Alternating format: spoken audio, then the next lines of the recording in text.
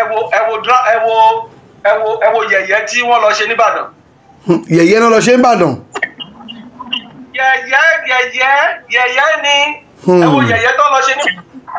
ẹ fẹ́ gba nation odidi orílẹ̀-èdè lẹ́fẹ́ gbà o ẹ fẹ́ dá dúró kí náà wá nìbàdàn ẹ fẹ́ gba orílẹ̀-èdè Yorùbá ẹ fi capital Yorùbá sílẹ̀ ẹ lọ sí Ìbàdàn government house ibẹ̀ lẹ́fẹ́ gbà kí ló wà nìbàdàn kí ló wà lọ́yọ̀ state yàtọ̀ sí pé Ọ̀yọ́ state tóbi jagura but kí ló wà lọ́yọ̀ state ibi tó jẹ́ ibi tí resources wà tó ti lè tí owó wà tí àwọn ibi airport gbogbo ibi tó link mọ́ international mo rò pé ìbẹ̀rù ẹ̀kọ́ face. tolóyìnbó ń pè ní commercial center commercial nerves. Yes, economic center. Yes. Economic center. Ibẹ̀ yẹn ló yẹ kán six. Ibẹ̀ ló yẹ kán six. Ìgbà yẹn náà máa break gbogbo ìwọ àwọn kan fẹ́ fò wá àwọn kan fẹ́ ṣe. Tó bá dẹ̀ pé owó tó máa lò láti fi face wọ̀ yẹn déwú sí ìdìnnà ẹ lọ sí Ìbàdàn pẹ̀lú 20 kìíní kan kìíní. Let káwọn àwọn leader àwọn wọ̀nyí tọ́kùnrin àwọn ní leader yìí kó yẹ fìyà jẹ àwọn ọmọ mọ́. Gbogbo àwọn bọ́ọ̀sì tọ́kàn sọ pé tó bá ti gba ilẹ̀ Yorùbá wá jẹ́ ọgbà boy scout àbò ó jẹ́ garage driver wọ́n fẹ́ gbà in that sense just like that a whole nation ẹ fẹ́ gba a whole nation ẹbí ìbàtẹ́ fẹ́ lọ sí can they even go and attack MC Olúọmọ bẹ́ẹ̀ kan náà fẹ́ gba garage ẹ̀ lẹ́kọ̀ọ́ that something. Lóòótọ́ orílẹ̀-èdè Yorùbá ó ti tó gbà ó ti tó pé ká dá wà tọmọdé bá tó lọ́kọ́ á fún lọ́kọ́ ọmọdé bá tó ládàá á fún ládàá pàápàá jùlọ bí orílẹ̀-èdè Nàìjíríà ní àpapọ̀ bó ṣe wá ń tóbi sí tápá ọ̀ka mọ́ fún ọ̀pọ̀lọpọ̀ ọdún apá ọ̀ka orílẹ̀-èdè Nàìjíríà mọ́ a dẹ̀ ti ń rí a ti ń ní ìmọ̀lára ẹ̀ gidi nítorí pé àfi bí ẹni pé ìjọba ọ̀gán kò ṣeé ṣe fún àwọn olórí mọ́ nítorí wọ́n bá ti campaign wọ́n á mú nínú àwọn kùdìẹ̀kudiẹ tìjọba tó ń ṣe lọ́wọ́ wọ́n á ní àwọn aṣàtúnṣe ṣùgbọ́n máa ń yani lẹ́nu pé tí wọ́n bá ti débẹ̀ náà kò ń sí yàtọ̀ ṣùgbọ́n àkókò kò tí ì tó I'm sorry to say àkókò ò tí ì tó ẹ bí wípé kí ni ìdí tí àkókò ṣe tí ì tó. kí ni ìdí sà. ìdí tí àkókò ṣe tí ì tó ni pé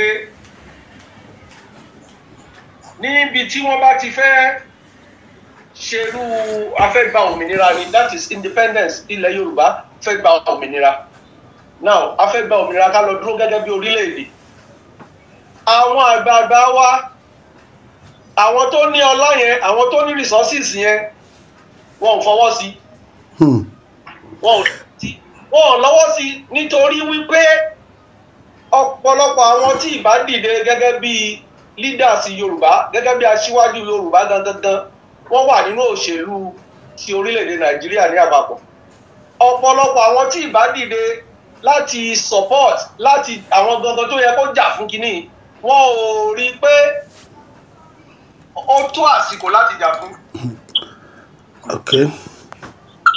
kí náà rí wọ́n rí pé àwọn èèyàn gidi wa àwọn leader wa àwọn bàbá wa tó dẹ̀ jẹ́ pé wọ́n ní resources wọ́n ní ọrọ̀ yìí tó yẹ kó parapọ̀ wọ́n síwájú kó ba lè ṣeé ṣe wọn ò dá sọ́rọ̀ yìí kí nìdí tí wọ́n lè ṣe fi dá sí nítorí pé ọ̀pọ̀lọpọ̀ wọn ọrọ̀ àpapọ̀ ẹ máa gbọ́ mi ọrọ̀ àpapọ̀ kọ́mọ̀rì ti orílẹ̀-èdè Nàìjíríà ní àpapọ̀ ọrọ̀ àpapọ̀ resources orílẹ̀-èdè Nàìjíríà ní àpapọ̀ ó gbà lọ́wọ́ ọ̀pọ̀lọpọ̀ ẹnìkankan wọn tó fi ń ṣọlá fún ara wọn àti ẹbí wọn. wọ́n wá tó dẹ̀ wà lẹ́nu ẹ̀ ta ni a fẹ́ gba òmìnira yìí a kéré púpọ̀ it is not by o jẹ́ professor la lè fi gbá o tá a bá sọ̀rọ̀ pé kò sí èèyàn gidi lára àwọn agitator mo sọ́ọ́rì èèyàn wà èèyàn dẹ̀ tún wà wọ́n á ní ṣe bí professor Banji Akintoye. It is not by professor it is not by ìwé tí mo kà ni wọ́n máa fi gba òmìnira fún orílẹ̀-èdè Yorùbá it is not that I am a professor no. So then how many professors ló tún wà ń bẹ̀ ẹni tó jẹ́ professor gan tó fẹ́ gba tó ń lẹ́jú kí ni bàbá mọ̀ nípa bọ́n ṣe lè gba orílẹ̀-èdè yàtọ̀ sí ti ìwé ibẹ̀ ó mọ ìwé ó mọ àwọn ìlànà yẹn ṣùgbọ́n àwọn ìlànà tó mọ̀ ìlànà diplomatic way bàbá mọ̀ ó mọ violence way náà ó mọ war way ṣùgbọ́n bàbá àṣepọ̀sàn ọmọlúwàbí àgbàlagbà ẹni tó lórúkọ bàbá ó fẹ́ tọ́. Alore TV. Alore TV. bàbá gẹ́gẹ́ bí òjíṣẹ́ Ọlọ́run gẹ́gẹ́ bí a politician gẹ́gẹ́ bí amòfin tí àwọn olóyìnbó ń pè ní lọ́ọ̀yà kí ní kan ṣẹlẹ̀ nílẹ̀ Yorùbá ní nǹkan bí ọ̀sẹ̀ bíi 2 mẹ́ta sẹ́yìn nínú etí àwọn kan tí wọ́n ní àwọn fẹ́ gba òmìnira ilẹ̀ Yorùbá wọ́n lọ sílùú Ìbàdàn wọ́n láwọn declare Republic of Yorùbá bí Yorùbá nation eléyìí sà ẹ wà Nàìjíríà ń gbà yẹn àbí wọ́n múrò nǹkan ní ìlú òyìnbó bó ló ṣe nígbà tẹ́ gbọ́. mo kúkú wà Nàìjíríà mo dẹ̀ bá ìròyìn yẹn mo dẹ̀ bá lọ díẹ̀ so àdúpẹ́ lọ́wọ́ Ọlọ́run àdúpẹ́. ṣùgbọ́n fún ọ̀pọ̀ ìgbà wa mo ti pinnu pé mi ò ní sọ̀rọ̀ lórí ọ̀rọ̀ ìgbìyànjú láti jàjàgbara fún orílẹ̀-èdè Yorùbá nítorí pé láti gba orílẹ̀-èdè Yorùbá ó dára púpọ̀ nítorí èdè Yorùbá la jọ ń sọ yìí ẹ̀jẹ̀ Yorùbá ló wà lára mi ó dára púpọ̀ nítorí Bíbélì náà sọ pé àsìkò wà fún ohun gbogbo lábẹ́ ọ̀run there is season for everything under heaven Bíbélì náà sọ bẹ́ẹ̀ so a dẹ̀ rò pé orílẹ̀-èdè Nàìjíríà lápapọ̀ náà ó ti dogbó nísìnyí fún oríṣiríṣi ìdí kan àbí èkejì tí mi ní fi fẹ́ gbà á lákòókò torí afẹ́fẹ́ ṣùgbọ́n lóòótọ́ orílẹ̀-èdè Yorùbá ó ti tó gbà ó ti tó pé ká dá wà tọmọdé bá tó lọ́kọ́ á fún lọ́kọ́ ọmọdé bá tó ládàá á fún ládàá pàápàá jùlọ bí orílẹ̀-èdè Nàìjíríà ní àpapọ̀ bó ṣe wá ń tóbi sí tápá ọ̀ka mọ́ fún ọ̀pọ̀lọpọ̀ ọdún apá ọ̀ka orílẹ̀-èdè Nàìjíríà mọ́ a dẹ̀ ti ń rí a ti ń ní ìmọ̀lára ẹ̀ gidi nítorí pé àfi bí ẹni pé ìjọba ọ̀gán kò ṣeé ṣe fáwọn olórí mọ́ nítorí wọ́n bá ti campaign wọ́n á mú nínú àwọn kùdìẹ̀kudiẹ tìjọba tó ń ṣe lọ́wọ́ wọ́n á ní àwọn aṣàtúnṣe ṣùgbọ́n máa ń yanilẹ́nu pé tí wọ́n bá ti débẹ̀ náà kò ń sí yàtọ̀ so tá a bá dẹ̀ wo orílẹ̀-èdè Nàìjíríà ní geopolitical entity tó ń jẹ́ Nàìjíríà gan ó ti pọ̀ jù ọwọ́ òka.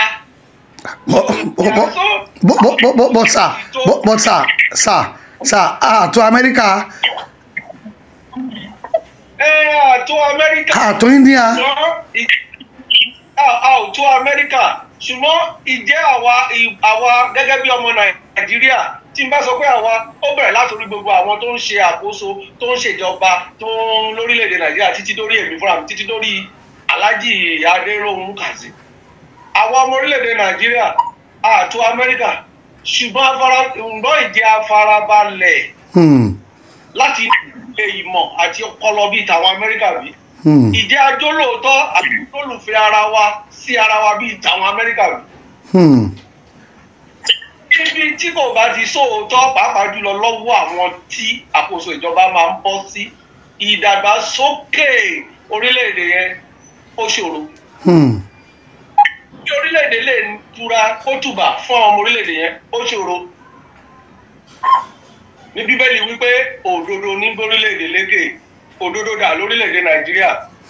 So a lè fi Amẹ́ríkà nígbà tó dẹ̀ ti rí bó ṣe rí yìí tí àwọn agbègbè yẹn ti tó kaba ṣe ń wo tí ẹ̀yà báńkó mẹ́tẹ̀ẹ̀ta tí a mọ̀ tí wọ́n bá ń lọ lọ́tọ̀ọ̀tọ̀ lórílẹ̀‐èdè Nàìjíríà kò sílẹ̀ tó burú o. ṣùgbọ́n ìgbésẹ̀ tí wọ́n ń gbé nípa ìjàgbara ti orílẹ̀‐èdè Yorùbá nípa the agitation for the Republic of Oòduà. Yorùbá nation. For Yorùbá nation tàbí ti orílẹ̀-èdè Yorùbá ṣá lọ́rọ̀ kan kì í ṣe pé gẹ́gẹ́ bí mo ṣe sọ kì í ṣe pé ìgbésẹ̀ yẹn ò dáa ṣùgbọ́n àkókò kò tí ì tó I'm sorry to say àkókò ò tí ì tó ẹ bí wípé kí ni ìdí tí àkókò ṣe tí ì tó. kí ni ìdí sà. ìdí tí àkókò ṣe tí ì tó ni pé níbi tí wọ́n bá ti fẹ́ ṣerú afẹ́gbà òmìnira ni that is independence ilẹ̀ Yorùbá fẹ́ gba òmìnira now afẹ́gbà òmìnira ká lọ dúró gẹ́gẹ́ bí orílẹ̀-èdè àwọn àgbààgbà wa àwọn tó ní ọlá yẹn àwọn tó ní resources yẹn wọn ò fọwọ́ sí wọn ò lọ́wọ́ sí nítorí wípé ọ̀pọ̀lọpọ̀ àwọn tí ìbá dìde gẹ́gẹ́ bí leaders Yorùbá gẹ́gẹ́ bí aṣíwájú Yorùbá gangan wọ́n wà nínú òṣèlú ti orílẹ̀-èdè Nàìjíríà ní àpapọ̀ ọ̀pọ̀lọpọ̀ àwọn tí ìbá dìde láti support láti àwọn gangan tó yẹ kó jà fún kínní wọn ò rí pé ó tó àsìkò láti jà fún.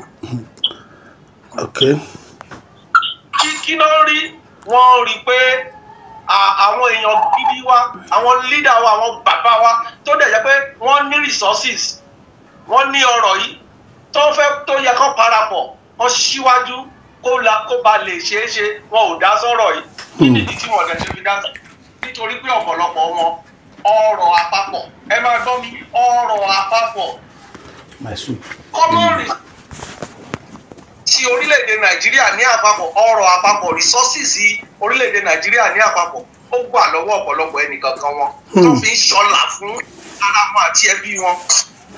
wọ́n dẹ̀ mọ̀ pé tí àwọn bá ní òkè ó ti yá couple resources together pé ká gba Yorùbá nation tó máa dúró ìjẹ́ àwọn tó ní ọrọ̀ ìjẹ́ àpapọ̀ tó ní ọrọ̀ jẹ́ fẹ́ yapa nínú ọrọ̀ yẹn ní ara wọn ìjẹ́ wọn ò ní béèrè ọrọ̀ tó wà lọ́wọ́ wọn yìí ìjẹ́ wọn ò ní béèrè resources tó wà lọ́wọ́ wọn.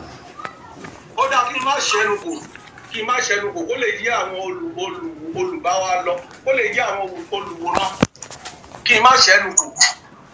now wọ́n ń pè kankan ní oil block. bẹ́ẹ̀ni. ní òkú méje ṣàpèjúwe ẹ̀ ní Yorùbá.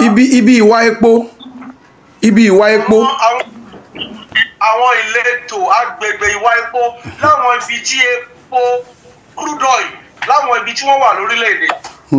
now ọ̀pọ̀lọpọ̀ àwọn bàbá wa wọ̀nyí ọ̀pọ̀lọpọ̀ àwọn tó yẹ kó léjú tó yẹ kó síwájú láti jàjà òmìnira pé ká dúró gẹ́gẹ́ bí orílẹ̀-èdè Yorùbá bí àwọn bàbá wa Awólọ́wọ̀ Nnamdi Azikiwe àwọn bàbá wa àgbà yẹn báwọn ṣe síwájú tó fi jàjàǹgbara ká dúró gẹ́gẹ́ bí orílẹ̀-èdè Nàìjíríà nígbà yẹn àwọn tó yẹ kó síwájú bẹ́ẹ̀ allocation ilẹ̀ epo yìí ó wà lọ́wọ́ ẹbí wọn ó wà lọ́wọ́ wọn ní ọ̀pọ̀lọpọ̀ wọn.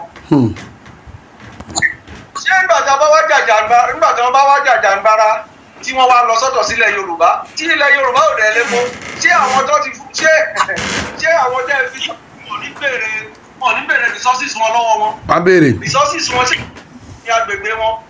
so ọ̀rọ̀ yìí dàbí ẹni tó fẹ́ gbóúnjẹ lẹ́nu èṣù ni tó wá rò pa easy. number one that is number one. ọ̀rọ̀ yẹn bí ẹni tó fẹ́ gba oúnjẹ lẹ́nu èṣù. tó wá tó rọrùn ni láti gba oúnjẹ lẹ́nu èṣù. ìyẹn number one. number two àwa tó dẹ̀ wà lẹ́nu ẹ̀ ta ni a fẹ́ gba òmìnira yìí a kéré púpọ̀ it is not by o jẹ́ professor la lè fi gbá o tá a bá sọ̀rọ̀ pé kò sí èèyàn gidi lára àwọn agitator mo sọ́ọ́rì èèyàn wà èèyàn dẹ̀ tún wà wọ́n á ní ṣe bí professor Banji Akíntóyè. it is not by professor it is not by ìwé tí mo kà ni wọ́n máa fi gba òmìnira fún orílẹ̀-èdè Yorùbá it is not that I am a professor no. so then how many professors ló tún wà ń bẹ̀ ẹni tó jẹ́ professor gan tó fẹ́ gba tó ń léjú kí ni bàbá mọ̀ nípa bọ́n ṣe lè gba orílẹ̀-èdè yàtọ̀ sí ti ìwé ibẹ̀ ó mọ ìwé ó mọ àwọn ìlànà yẹn ṣùgbọ́n àwọn ìlànà tó mọ̀ ìlànà diplomatic way bàbá mọ̀ ó mọ violence way náà ó mọ war way ṣùgbọ́n bàbá àṣepọ̀sàn ọmọlúàbí àgbàlagbà ẹni tó lórúkọ bàbá ó fẹ́ tọ́ diplomatic way ṣùgbọ́n ìjẹ́ á lè fi diplomatic way gbọ́ ìjẹ́ lẹ́nu èṣù bí. kí yẹn tún dúró bẹ́ẹ̀ ìkẹta ni pé àwọn ọmọ ogun ilẹ̀ Yorùbá dà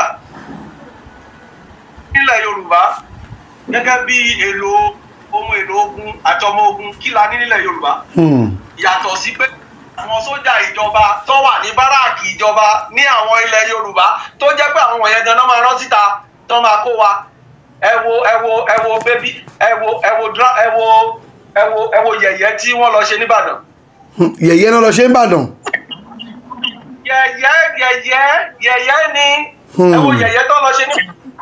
ẹ fẹ́ gba nation odidi orílẹ̀-èdè lẹ fẹ́ gbà o ẹ fẹ́ dá dúró kí náà wá nìbàdàn ẹ fẹ́ gba orílẹ̀-èdè Yorùbá ẹ fi capital Yorùbá sílẹ̀ ẹ lọ sí Ìbàdàn government house ibẹ̀ lẹ fẹ́ gbà kí ló wà nìbàdàn kí ló wà lọ́yọ̀ state yàtọ̀ sí pé Ọ̀yọ́ state tóbi jagura but kí ló wà lọ́yọ̀ state tí wọ́n fẹ́ lọ gbàbẹ̀ wọ́n fẹ́ lọ seize ibẹ̀ then ọmọ ogun mélòó náà fẹ́ fi seize náà fẹ́ fi gba nation nígbà tó ń kà wọ́n ní bí 17 people. 21.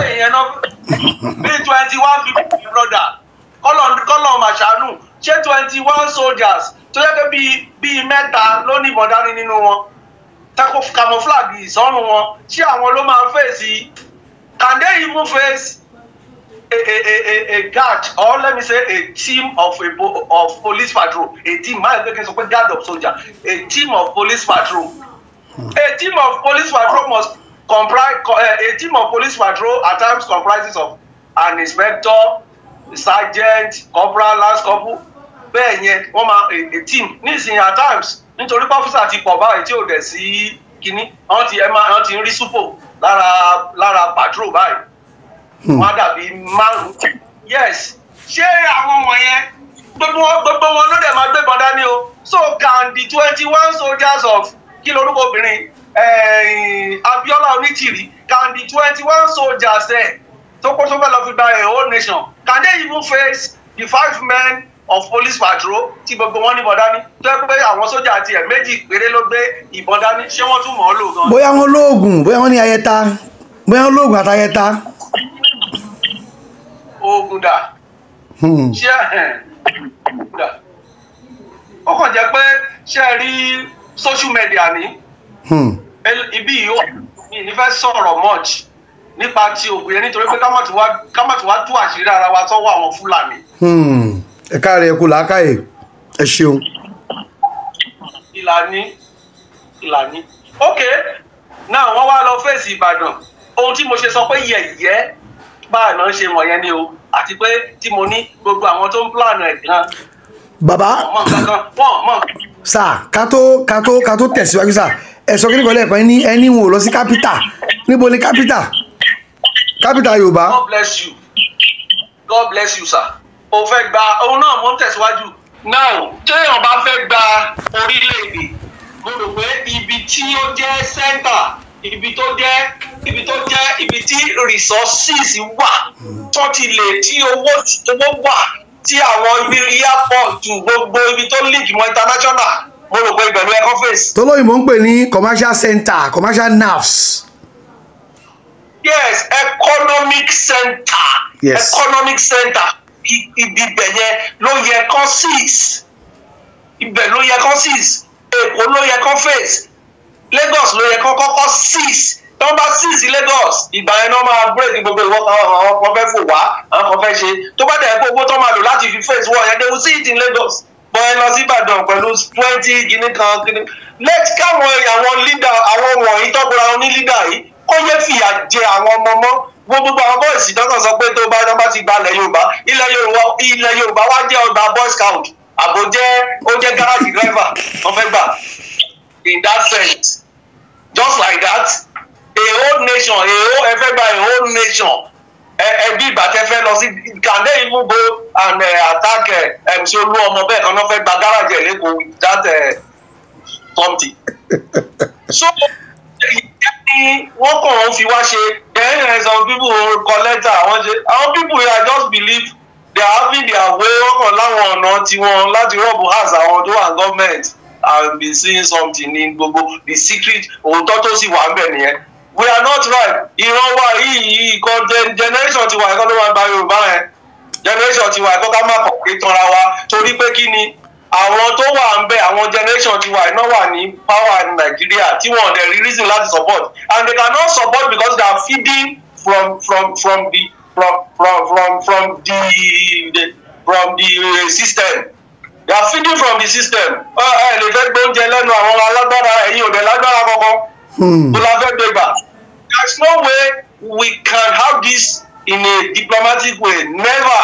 Bàbá bọ́tẹ̀ yé ṣé ààrẹ tí Ìgbòho ti jáde bàbá Banji Akíntóyè náà ti jáde àwọn míì náà tí wọ́n jẹ́ Èkó àti Sàràkí nílùú sọ pé àwọn ò lọ́wọ́ sí àwọn ò sí ń bẹ̀ táwọn kọ́ náà lọ ṣe yìí irú ìgbésẹ̀ àwọn Sunday Ìgbòho Banji Akíntóyè àti irú ẹ̀yìn náà bá jẹ́ ní pé wọ́n lọ ṣèrànú bẹ̀ ni kí lẹ tún lè sọ kún eléyìí. Nǹkan tí Sunday Ìgbòho àti bàbá wa Professor Banji Akíntóyè irú àwọn wọ̀nyẹn tó fi kọ lẹ́tà ni pé Yorùbá nation agitation ó ti pín sí méjì group ó ti pín sí ọ̀nà méjì group wọn united wọn fi mọ̀jọ̀ kọ́ mọ́ oríṣi ọ̀nà méjì ló wà lọ́tọ̀ọ̀tọ̀ tí wọ́n náà ń fẹ́ gba Yorùbá nation tí àwọn kan ní Modúpẹ́ Onítìrí Abíọ́lá tó lọ ṣe èyí tó lọ ṣe ń bàdàn rubbish yẹn bẹ́ẹ̀ táwọn kan ní ti bàbá Akíntóyè àti Ìgbòho so àwọn bàbá Akíntóyè àti Ìgbòho ga portraying the one àwọn fẹ́ pé àwọn diplomatic way ni àwọn diplomatic means ni àwọn ń fojú sí o àwọn ò sí nípa ti àwọn ilé and all these things gan ara mess tá n sọ nìyẹn. mess ni àwọn wo ni yóò. Those are one of the mess and those are one of the messes we are talking about and those are one of the reasons why mo sọ pé kò tí ì rà àti we can't go nowhere for now. Àwọn generation wa ìkọ́ àwọn ọmọ wa ló máa gbà. Àwọn tí wọ́n gbé oil well wọ́n dání they must have gone to somewhere. Gbogbo wọn gbé gbogbo nǹkan gidi tó ní lórílẹ̀‐èdè Nàìjíríà náà ti rẹ̀ wá ní kọ́kúrò mẹ́. Àwọn ló dẹ̀ lágbára àwọn ló ń gbogbo ẹ̀dá ní wọn support yín níbo lẹ́yìn ti fẹ́ gbà. Kò lè ṣeé ṣe. Owó wo lẹni tẹ́ fẹ́ fi fight wọ́ yẹn? Ìdáná wọn máa ṣẹlẹ̀ àfẹ́sẹ̀ ara wa àti bẹ́ẹ̀ rí bó ṣe ń lọ ní Biafra land. Ṣé wọ́n ti gbà fún lágbára tán ṣe gbogbo ẹnu wọn kò wó wọ́n fọ̀ǹdẹ̀ wọ́n ṣe níbo náà bá dé? Ká tó wá sọ pé àwọn are we deceiving ourselves? Níjọ́ kìíní àná níbi ọdún mélòó kan sẹ́yìn kó tó di pé wọ́n lọ bọ́ọ̀sì ilé Sunday Ìgbòho yẹn nígbà tí Ìgbòho ń rálì kiri. I advise some people around him and I advise some people abroad too.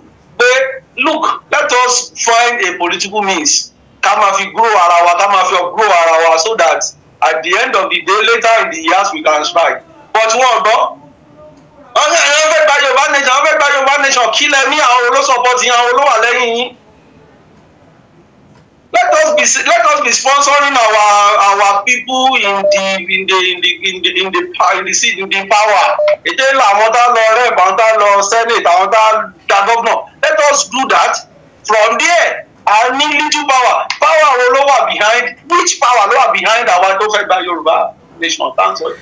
Bàbá ńgbà tí a bá sọ pé tẹni pé ká má tiẹ̀ rò lásìkò yìí ń gbé kò lè ṣeé ṣe. Bẹ́ẹ̀ni.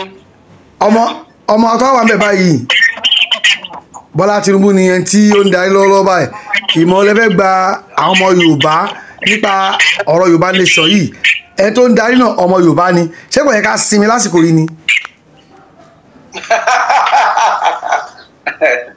Lórúkọ Jésù a máa sinmi. Amen. Ṣùgbọ́n Alhaji His Excellency Senator Bola Ahmed Tinubu, the President of the Republic of Nigeria, the Federal Government of Nigeria. Àwọn náà wà lára àwọn tí wọ́n gbé resources tí orílẹ̀-èdè ìjọ ní lápapọ̀ dání àwọn náà gbé lọ́wọ́. Wọ́n bá ṣe ń tan ara èèyàn tí I won't deceive myself, Douglas of deceiving everybody, àbí anybody. Àwọn kan wà lára àwọn tó gbé léwọ́ tí wọn ò lè nǹkan tó ń gbé léwọ́ tó ń jẹ wọn ò lè gbé sílẹ̀. Ṣé o rí ìyàwó bàbá níjọ́sí tó ń ṣe inauguration ó ní I can hear ń tó ń sọ tó ń address àwọn èèyàn pé kì í ṣe owó Nàìjíríà náà need káwọn èèyàn support wọn àwọn ò ní ìdí owó Nàìjíríà to do anything. Àwọn ló ní ìdẹ̀jù wọ́n ní ìdẹ̀jù Adéròmú Kazeem Alhaji wọ́n ní ìdẹ̀jù yìí ìdẹ̀jù wa ẹnu àwọn ló ní ìdẹ̀jù wọ́n gbé ẹrù yìí lọ́wọ́ àwọn kan wà lára wọn ò lè fight fún nǹkan bẹ́ẹ̀ for now even if we will fight for such a ṣe presidency tí ò bá máa target ọdún 8 tó bá tiẹ̀ fẹ́ jà fún Yorùbá nation àbí.